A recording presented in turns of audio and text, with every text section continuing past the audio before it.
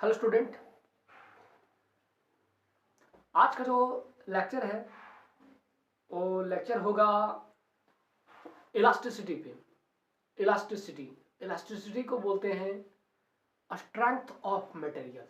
Strength of material बोले या elasticity बोले, इलास्टिक या इलास्टिसिटी जो चैप्टर है एक नेचुरल फिनोमेना है जो किसी भी बॉडी पे अप्लाई होता है। यदि हम किसी रबड़ को खींचें और खींचने के बाद उसको हम छोड़ें तो अपना इनिशियल शेप को फिर से रिगेन कर लेता है। तो ऐसा हम ऐसे बॉडी या ऐसा ऑब्जेक्ट के एक्टिविटी के बारे में डिस्कस करेंगे जिसमें क्या होता है कि यदि हम उस बॉडी का जो एक्सटर्नल फोर्स देने के बाद उस बॉडी डिफॉर्म हो जाती है और जब उसका जो हम एक्सटर्नल फोर्स को यदि रिमूव करते हैं तो वो अपना ओरिजिनल या इनिशियल शेप में दोबारा फिर आ जाता है। मतलब अपना जो ओरिजिनल शेप एंड साइज होता है वो रिगेन हो जाता है, उसका original shape and size regain कर लेता है अपना। किसी रबड़ को खींचने के बाद छोड़ देने पर अपना ओरिजिनल शेप में आ जाता है। तो ये जो इस तरह का जो प्रॉपर्टी उसके अंदर है, ऐसा गुण है, तो ऐसा गुण को ही बोलते हैं इलास्टिसिटी। इलास्टिसिटी को हिंदी में कहते हैं लोचक या लोचकता। तो इसको समझते हैं। ये हमारा नोट्स है, फिजिक्स नोट्स सेमेस्टर 1 में बनाया हूं अपने आधार पर। तो इस पर हम बहुत ही छोटे छोटे चीज़ों को पहले डिस्कस करते हैं। ये वीडियो कितना देर तक चलेगा आई डोंट नो। ठीक है, तो स्टार्ट करते हैं।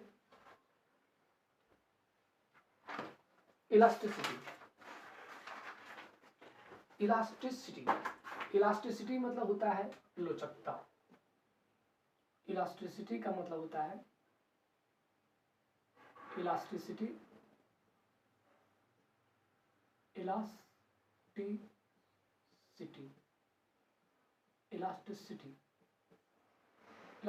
का मतलब होता है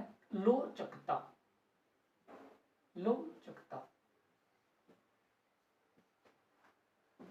इसका डेफिनेशन है इलास्टिसिटी। इसका डेफिनेशन का बात करें तो डेफिनेशन है elasticity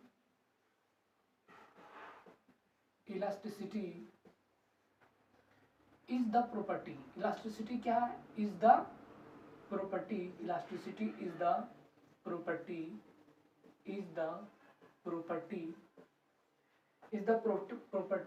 by virtue of which जिसमें material bodies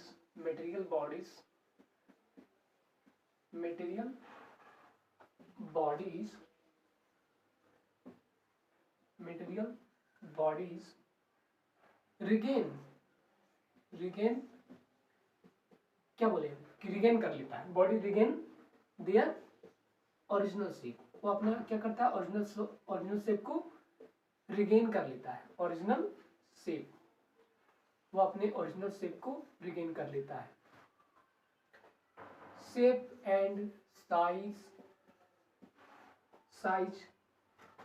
कब करता है? आफ्टर के बाद। किसके बाद? आफ्टर रिमूविंग मतलब कि रिमूविंग एक्सटर्नल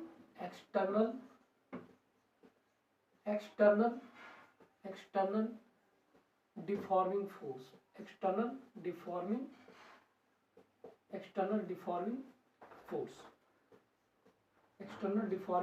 फोर्स। क्या कहते हैं हम वो अपना ओरिजिनल शेप को कब रिगेन कर लेता है? जब हम क्या करते हैं? आफ्टर रिमूव कर लेते हैं हम एक्सटर्नल डिफॉर्मिंग फोर्स। क्या है? जब किसी बॉडी पर हम फोर्स लगाते हैं तो वो अपने साइज को डिफॉर्म करता है। तो हम वास्तव में एक ऐसा ही फोर्स लगा रहे हैं जिससे कि वो अपना जिसे कि अपना बॉडी को डिफॉर्म कर रहा है, तो हम उस फोर्स को मान लेते हैं external deforming force. Okay, external deforming force are removed, removing external deforming force within some limit, within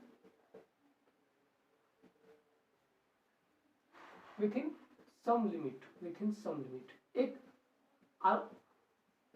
कब फोर्स अप्लाई करते हैं? एक लिमिट में। यदि किसी बॉडी को हम यदि बहुत ज्यादा अधिक डिफॉर्मिंग फोर्स दे दें, या तो उसको बहुत अधिक हम डिफॉर्मिंग फोर्स दे दें, तो या तो उसका इलास्टिक यदि उसका जो लिमिट है यदि हम उस लिमिट को पार कर जाए तो वो बॉडी टूट भी सकता है, ब्रेक भी हो सकता है। तो वो जो एक सम लिमिट हो, एक एक्चुअल लिमिट जो होता है उसका, जिससे कि हम बॉडी को खींचें तो अपना ओरिजिनल शेप को दोबारा से रिगेन कर पाए, तो इस वो जो लिमिट है उस लिमिट को बोलते हैं इलास्टिक लिमिट। किसी बॉडी के लिए जो इलास्टिक सम लिमिट है उसी को बोलते हैं elastic limit. Within some elastic limit, within some elastic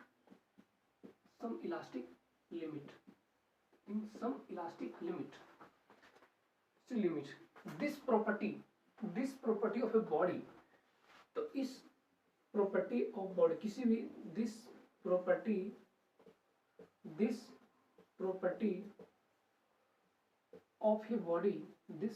of a body is called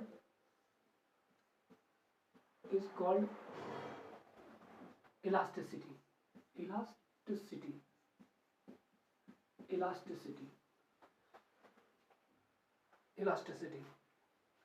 इसका कुछ एग्जांपल देते हैं। सम ऑफ द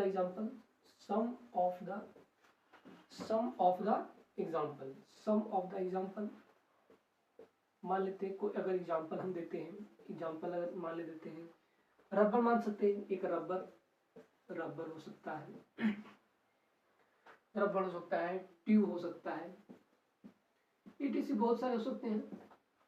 आप इमेजिन करके बहुत सारे एग्जांपल निकाल सकते हैं। अब शॉर्ट क्वेश्चन के लिए हम कौन कौन से शॉर्ट क्वेश्चन के तौर पे आ सकता है। ये हुआ इलास्टिसिटी का डेफिनेशन। यहाँ से खत्म होता है। इसके बाद जो आता है शॉर्ट क्वेश्चन के लिए इलास्टिसिटी हो गया। अब शॉर्ट ट्रिक पे जाते हैं। दो तरह के बॉडी होते हैं। पहला होता है इलास्टिक बॉडी, जिसमें इलास्टिसिटी होता है, वो इलास्टिक बॉडी कहलाता है। इलास्टिक बॉडी, अब इलास्टिक बॉडी किसको कहते हैं? The body who regain their original shape and size. जो body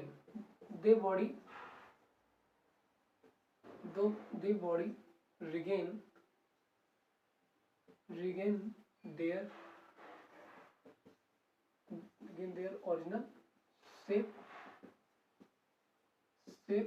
and size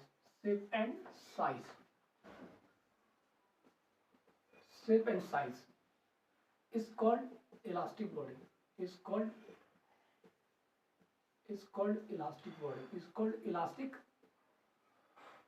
elastic body। Example के तौर पे समझे, इलास्टिक वही जो इलास्टिसिटी में हम लिए थे, सेम वही रबर, ट्यूब, ETC ले सकते हैं। फिर दूसरा है प्लास्टिक बॉडी। प्लास्टिक बॉडी क्या है? Plastic body they body regain, they body not regain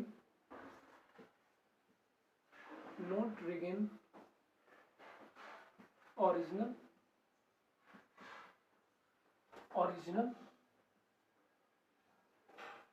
shape and size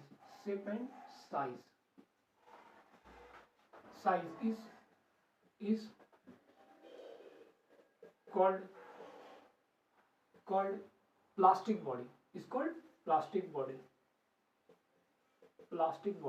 क्योंकि उसके ओरिजिनल शेप और साइज को अगर लाने के लिए फिर से उनको फोर्स अप्लाई करना पड़ता है। मान लेते किसी बॉडी पर हम डिफॉर्मिंग फोर्स अप्लाई किए, डिफॉर्मिंग फोर्स अप्लाई किए। अब डिफॉर्मिंग फोर्स अप्लाई करने के बाद क्या होता है कि अपना ओरिजिनल शेप में दोबारा फिर नहीं रिटर्न नहीं आता, तो उसके लिए क्या हमको फिर से उस पर फोर्स अप्लाई करना पड़ता है। तो ऐसा बॉडी जिसमें हमको उसके ओरिजिनल शेप एंड साइज को दोबारा रिगेन करने के लिए, प्राप्त करने के लिए हमको दोबारा भी फोर्स लगाना पड़े, तो ऐसे बॉडी को बोलते हैं प्लास्टिक बॉडी। इलास्टिक बॉडी जिसमें हमको सिर्फ डिफॉर्मिंग फोर्स अप्लाई करें और उसको हटा देने के बाद वो फिर अपना ओरिजिनल शेप को गेन कर ले, तो इसको बोलते हैं प्लास्टिक बॉडी। ये दो हो गया, elastic body and plastic body. Elasticity का डेफिनेशन तीन टॉपिक चल गए। अब नेक्स्ट टॉपिक पर आगे बढ़ते हैं। प्लास्टिक बॉडी को हम अल्सो कहते हैं, इसको rigid body, it is also called कहते हैं, इसको रिजिड बॉडी भी कहते हैं, इसको रिजिड बॉडी भी कहते हैं, rigid body, this is also called rigid body. ठीक है, रिजिड बॉडी भी कहते हैं प्लास्टिक बॉडी को। एग्जांपल के तौर पे ले, एग्जांपल में क्या हो सकता है, स्टोन हो सकता है, स्टोन हो सकता है, या ग्लास हो सकता है, ग्लास, कांच वाला ग्लास, etc।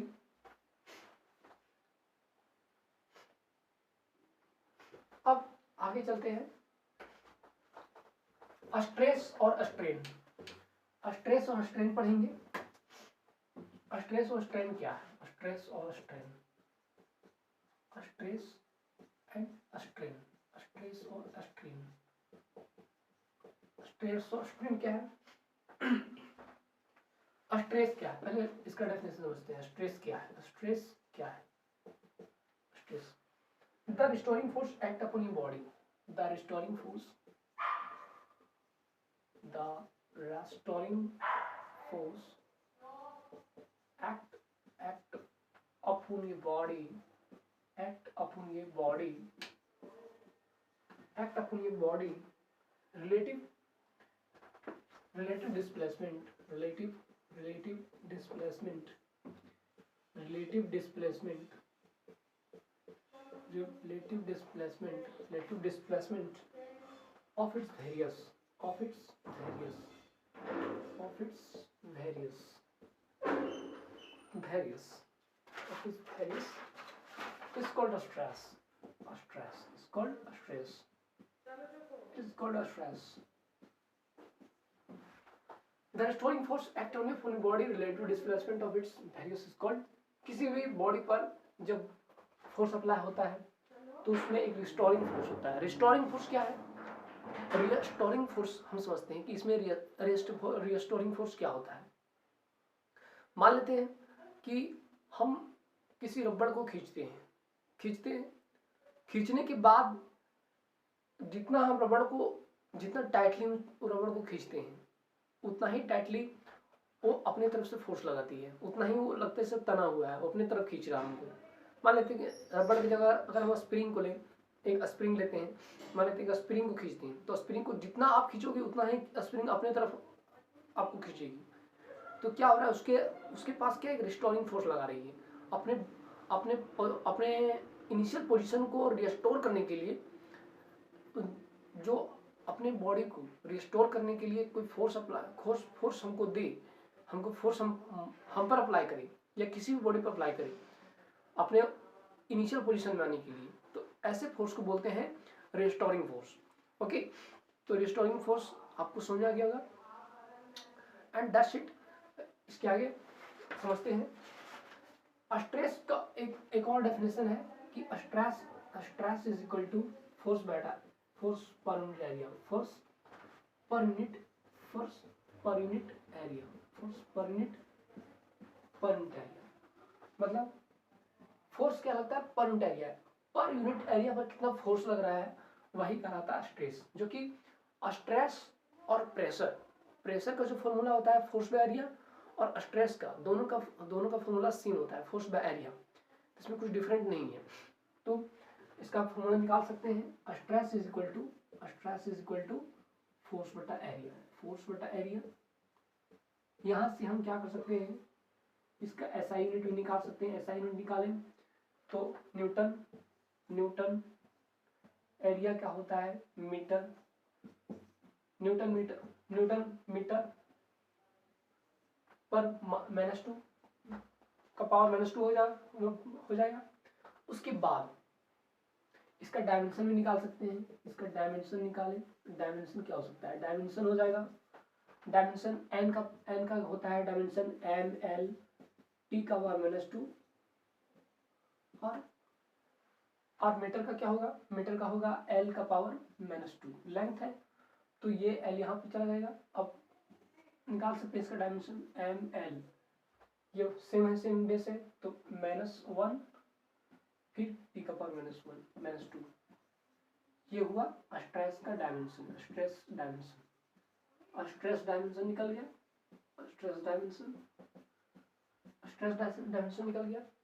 अब इसके आगे क्या है, अब इसके आगे स्ट्रेस, अब स्ट्रेन के बारे में, स्ट्रेन को, अब स्ट्रेन क्या है, स्ट्रेन क्या होता है, मान लेते हैं किसी रबड़ को यदि हम बार बार खींचते जाए, मान लेते हैं बार बार छोड़ रहे हैं, बार बार हम किसी रबड़ को खींचते जा रहे हैं, उसमें स्ट्रेस भी लग रहा है, स्ट्रेस अप्लाई हो रहा है, तो हम क्या करते हैं कि एक वक्त आता है जबकि हम अगर रबड़ को स्ट्रेच करें तो क्या होता है कि, और उसको छोड़ने के बाद क्या होता है कि वो पूरा ओरिजिनल अपने इनिशियल शेप में नहीं जाता है, थोड़ा उसमें क्या होता है विकृति आ जाती है। विकृति मतलब वही कहने का मतलब हुआ कि उसमें स्ट्रेन आ जाता है, क्या होता है कि वो ढीला पड़ जाता है। या तो पैंट, बच्चे का कोई पैंट ट्राउजर वगैरह में क्या होता है कि हम रबड़ को खींचते हैं, खींचने के बहुत बार पहनते ढीले पड़ने लगते हैं, तो क्या होता है उसमें स्ट्रेन आ जाता है, बार उस स्ट्रेच करने पर उसके अंदर एक स्ट्रेन हो जाता है, विकृति हो जाता है, जिससे कि वो अपने इनिशियल शेप में नहीं जा पाता है, पूरा कंप्लीटली अपने इनिशियल शेप में नहीं जा पाता है। तो उसमें क्या होता है कि जितना हम स्ट्रेस लगाते हैं उतना ही उसमें स्ट्रेन क्रिएट होता है, कि हम मान लेते हैं किसी रबड़ को जितना बार खींचेंगे उतना ही उसका स्ट्रेन बढ़ेगा, लेकिन क्या होगा स्ट्रेन कम, जो मैग्नीट्यूड है वो बहुत कम होता है, धीरे धीरे होता है लेकिन होता जरूर है। तो स्ट्रेस जितना हम अप्लाई करेंगे किसी इलास्टिक बॉडी पे उतना ही डायरेक्टली प्रोपोर्शनल उस पर स्ट्रेन बढ़ेगा। तो स्ट्रेन और स्ट्रेन, अब strain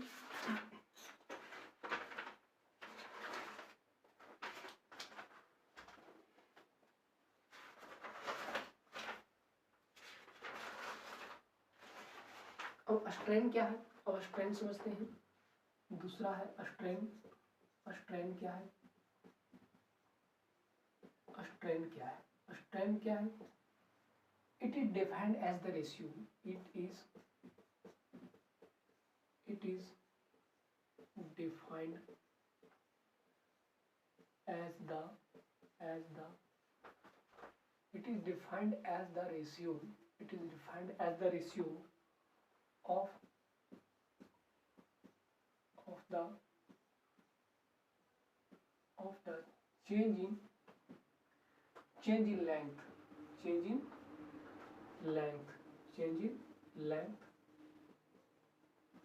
in length, volume, change in length, volume or shape. It is defined as the ratio of change in length, volume or shape to the original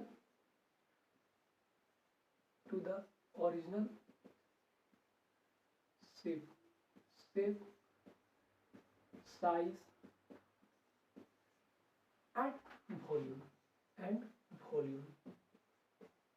वही बात हुआ कि जितना हम उस पर स्ट्रेस अप्लाई किए, उसके बाद स्ट्रेस अप्लाई करने के बाद उसके जो इनिशियल और फाइनल पोजीशन में जो चेंजिंग आया, तो उसी चेंजिंग रेशियो को हम कहते हैं स्ट्रेन कहते हैं।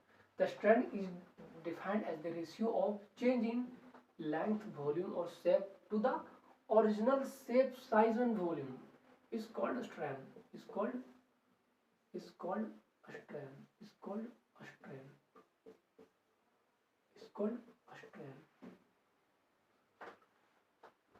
स्ट्रेन क्या है, स्ट्रेन का कोई यूनिट नहीं होता है। Strain is a unitless and dimensionless quantity. Unit angle जैसे कि एक यूनिटलेस एंड डायमेंशनलेस क्वांटिटी होता है, उसी तरह स्ट्रेन का भी कोई डायमेंशन या तो कोई भी यूनिट उसका नहीं होता, ये एक डायमेंशनलेस क्वांटिटी है।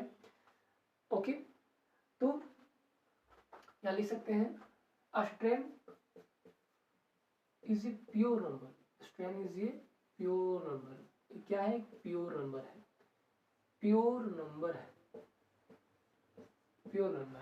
सो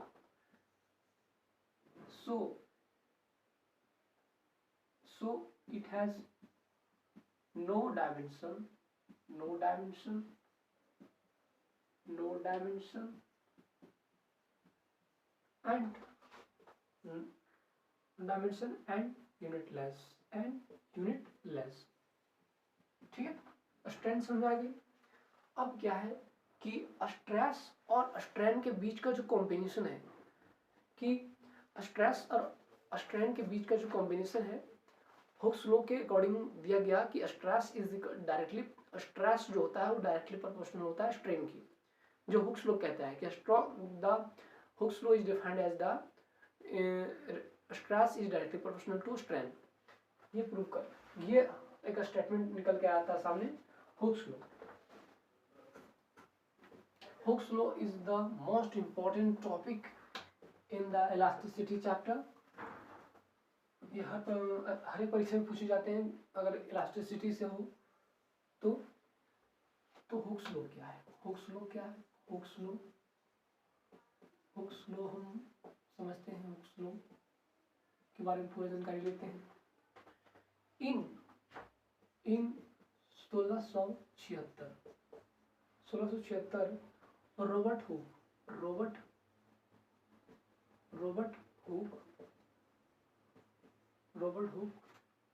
hook discovered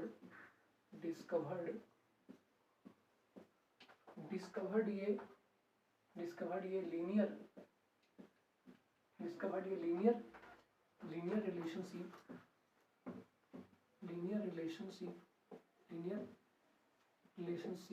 relationship between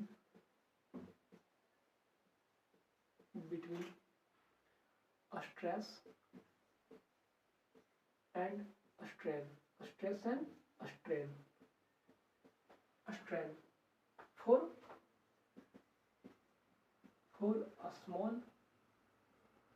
a small deformation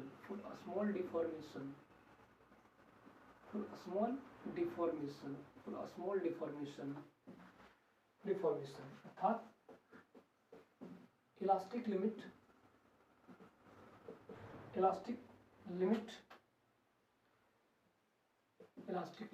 क्या कर रहा है? सो स्मॉल डिफॉर्मेशन मतलब इलास्टिक लिमिट के under this relation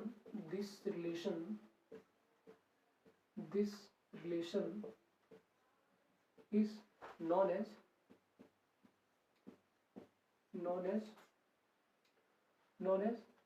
Hooke's law,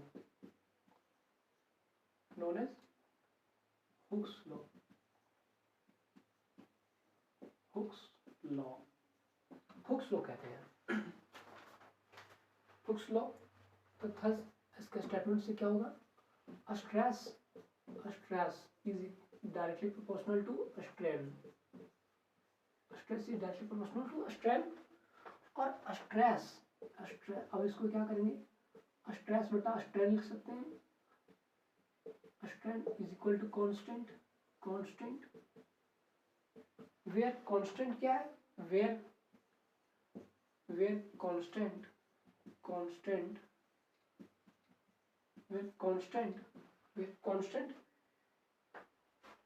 is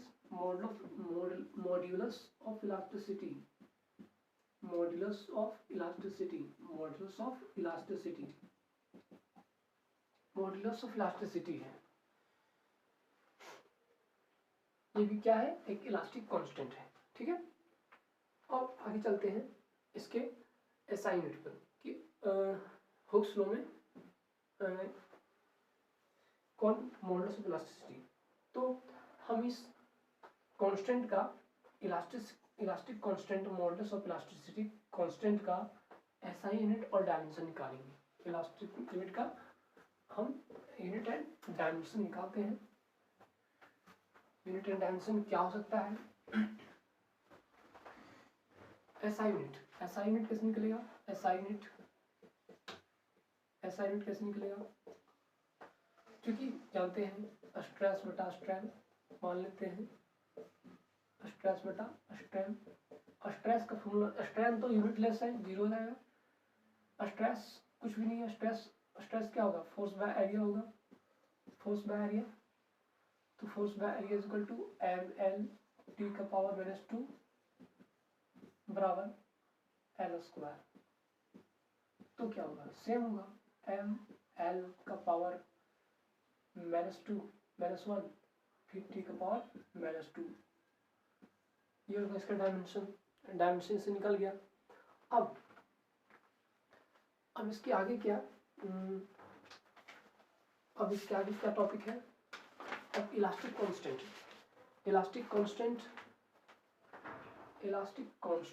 अब हम एक एक करके सारे इलास्टिक कांस्टेंट को डिस्कस करेंगे। 4 तरह के इलास्टिक कांस्टेंट है। इलास्टिक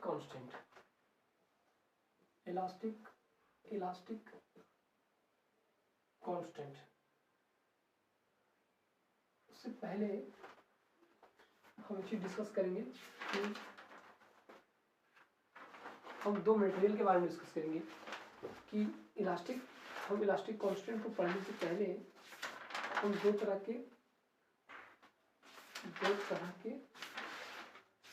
मटेरियल के बारे में जानकारी दे देंगे, उसके बाद ही उसके आगे चलेंगे। आगे चलने से पहले एक मिनट,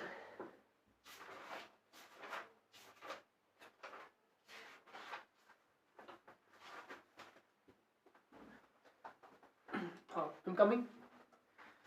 तो हाँ, अब इसके आगे हम बताने जा रहे हैं कि इलास्टिक कांस्टेंट, इलास्टिक जैसे कि मॉडुलस ऑफ इलास्टिसिटी हुआ। मॉडुलस ऑफ इलास्टिसिटी में क्या होता है कि stress is directly proportional to strain. यहाँ तक क्लियर है। अब इसके आगे जो मेन टॉपिक आता है कि कोई भी अभी वॉल्यूम में चेंजिंग हो, ओरिजिनल वॉल्यूम और चेंज इन वॉल्यूम में जो चेंजिंग और दोनों का जो रेशियो होगा, उस कांस्टेंट, उस इलास्टिक कांस्टेंट को हम क्या बोलेंगे। या तो वॉल्यूम, शेप, साइज, तीनों चीज को अलग अलग डिस्कस करेंगे। ठीक है, तो आगे चलते हैं। इसके पहले हम दो तरह के मटेरियल के बारे में जानेंगे कि एनोसोट्रॉपिक मटेरियल और आइसोट्रॉपिक मटेरियल। आइसोट्रॉपिक मटेरियल क्या होता है और एनिसोट्रॉपिक मटेरियल क्या होता है। ये चीज हमें केमिस्ट्री में भी पढ़ने के लिए मिलता है और ये जरूरी पड़ता है, फिजिक्स में भी केमिस्ट्री में भी। तो ये दो चीजों को हमको डिस्कस करेंगे, तो ही जाके हम समझ आएगा कि इलास्टिक कांस्टेंट किसी एक खास मटेरियल के लिए हमको क्यों निकालना पड़ता है, उसके इलास्टिक कांस्टेंट को क्यों फाइंड करना पड़ता है। तो हम समझते हैं पहले कि पहला होता है आइसोट्रॉपिक मटेरियल। पहला होता है आइसोट्रॉपिक मटेरियल। पहला होता है isotropic material. Isotropic material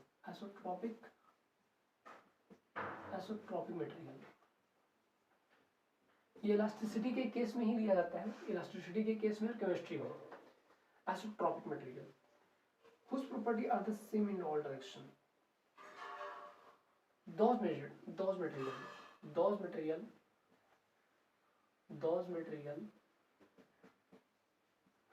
material whose वैसा मटेरियल जिसके पास whose properties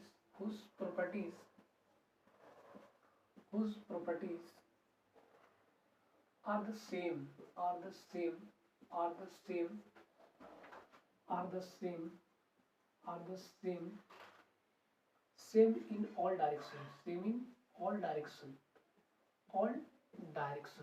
in all direction। क्या देखो क्या क्या है कि those material whose property are the same in all direction। मान लेते हैं कि कोई एक सिस्टम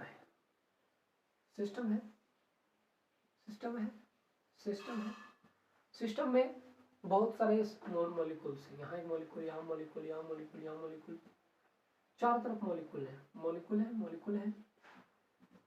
भरे पड़े मॉलिक्यूल्स चारों तरफ।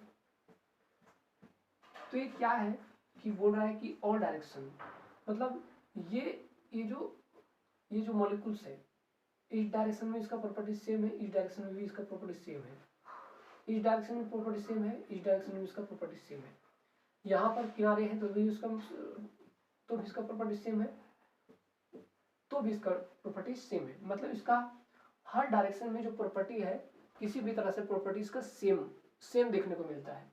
तो ऐसे प्रॉपर्टी को कहते हैं आइसोट्रॉपिक मटेरियल। ठीक है, आइसोट्रॉपिक मटेरियल समझ आ गया। अब हम एनिसोट्रॉपिक मटेरियल समझते हैं। एनिसोट्रॉपिक मटेरियल क्या होता है? Anisotropic material, anisotropic material,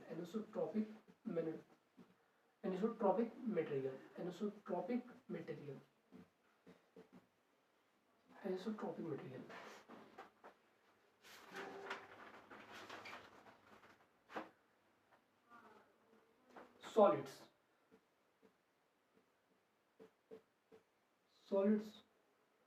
mostly crystals. कह रहा है कि सॉलिड्स में मोस्टली क्रिस्टल्स, ज्यादातर जो क्रिस्टल होते हैं, so different properties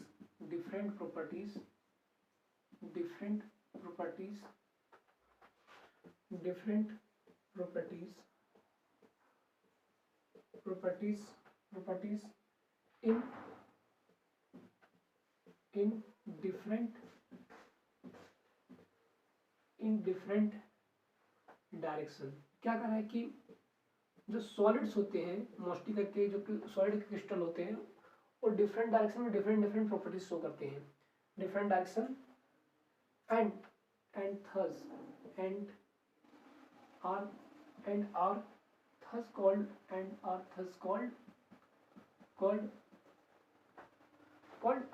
non isotropic. इसको एनिसोट्रॉपिक मटेरियल बोल सकते हैं, या तो नॉन आइसोट्रॉपिक मटेरियल बोल सकते हैं, नॉन आइसोट्रॉपिक मटेरियल बोल सकते हैं, नॉन आइसोट्रॉपिक मटेरियल हम बोल सकते हैं, नॉन आइसोट्रॉपिक मटेरियल इसको बोल सकते हैं। ये हो गया। अब हम आगे नेक्स्ट चलते हैं। अब आगे हम धीरे धीरे आगे बढ़ते हैं।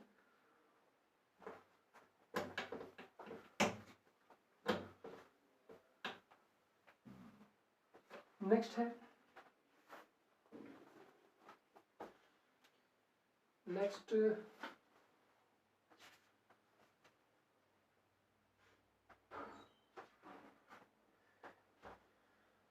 एक चीज और डिस्कस करेंगे हम, स्ट्रेस में एक चीज छूट गया कि जैसे कि इसका एसआई यूनिट अधिक न्यूटन होता है, न्यूटन पर मीटर -2 होता है।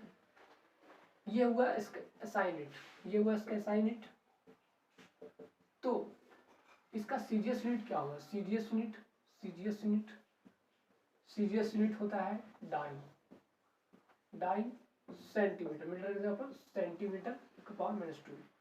ये इसका सीजीएस यूनिट हुआ स्ट्रेस का। ये जो छूट गया था उसको हम कवर कर दिए।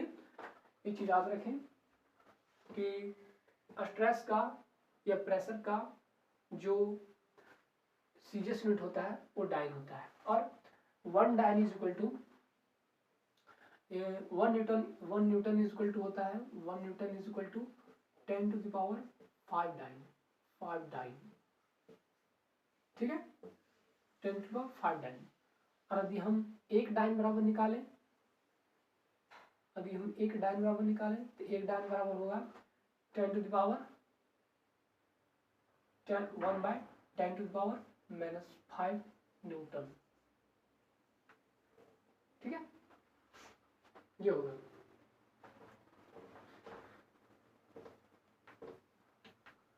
तो मतलब कि 1 न्यूटन का -5वां भाग 10⁻⁻⁵ पार्ट उसका है एक डाइन।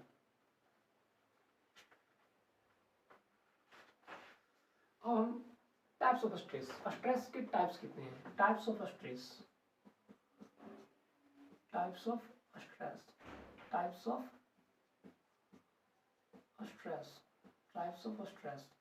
पहला स्ट्रेस होता है longitudinal stress, longitudinal stress, longitudinal stress. दूसरा होता है वॉल्यूम स्ट्रेस, वॉल्यूमेट्रिक स्ट्रेस बोल सकते हैं, वॉल्यूमेट्रिक स्ट्रेस, वॉल्यूम स्ट्रेस। तीसरा होगा shearing stress, shearing stress, shearing stress, ये होगा सीयरिंग स्ट्रेस। फिर अब इसको हम लॉन्गिट्यूडिनल स्ट्रेस को डिफाइन करते हैं कि लॉन्गिट्यूडिनल स्ट्रेस क्या है। लॉन्गिट्यूडिनल स्ट्रेस कुछ हार्ड तो है नहीं, मान लेते हैं किसी एक मेटल का स्ट्रिप है, रॉड है, इसको क्या करते हैं, पीटते हैं। पीटने के बाद इसका जो लेंथ है ये इतना बढ़ जाता है, लेंथ बढ़ जाता है, मतलब कि ये इसका जो x is equal to L था, यहाँ जाके x is equal to L plus del L हो गया, मतलब कि कुछ लेंथ इसका बढ़ गया। तो यह हुआ लॉन्गिट्यूडिनल स्ट्रेस, इस पर लॉन्गिट्यूडिनल स्ट्रेस अप्लाई हुआ। दूसरा क्या है, volume stress. Volume stress, volume stress समझ गए होंगे। Shearing stress, shearing stress, shearing stress, shearing stress, shearing stress को यदि हम लें, सीरिंग स्ट्रेस क्या होता है, सीरिंग स्ट्रेस यह होता है कि मान लेते हैं कि कोई ब्लॉक है, इस ब्लॉक पर हम टेंजेंट फोर्स अप्लाई किए। टेंजेंट फोर्स अप्लाई करने के बाद क्या होता है, या टेंजेंट फोर्स या लेटरल स्ट्रेन, लेटरल स्ट्रेन लगाएं, तो क्या हुआ, लेटरली इस पर फोर्स लगाएं ऊपर से, तो क्या हुआ, इसके ये थोड़ा ट्विस्ट हो गया। तो ट्विस्ट हो गया, क्या करता है, ट्विस्ट होने के बाद ये थोड़ा डिस्प्लेस हो जाता है, डिस्प्लेस, इसका पोजीशन डिस्प्लेस हो जाता है। ये जो इसका पोजीशन डिस्प्लेस होता है उसी को बोलते हैं शीयरिंग स्ट्रेस, इसमें शीयरिंग स्ट्रेस हो जाता है। तो तीन तरह का हो गया स्ट्रेस, क्लियर। और फिर आगे चलते हैं।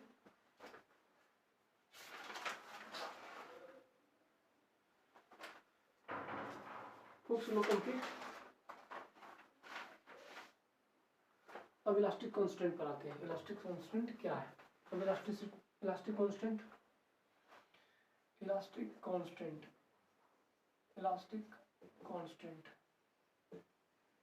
Elastic constant, elastic constant, elastic constant पहला है according to the elastic constant for an क्या होता है, for an isotropic material, for an isotropic material, for an isotropic material, isotropic material, isotropic material, isotropic material, isotropic material, किसी भी